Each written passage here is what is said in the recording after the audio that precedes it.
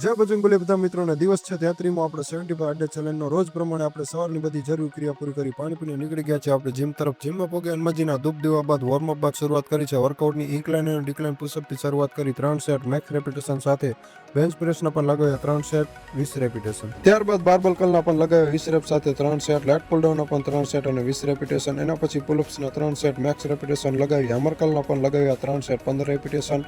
Leg માટે workout કરી સીટઅપના પણ 25 રેપ સાથે 3 સેટ મારી છેલ્લે પુશઅપના પણ 3 સેટ અને મેક્સ રેપિટેશન લગાવ્યા બાદ 50 સપાટા મારી આજનું વર્કઆઉટ કરી પૂરું.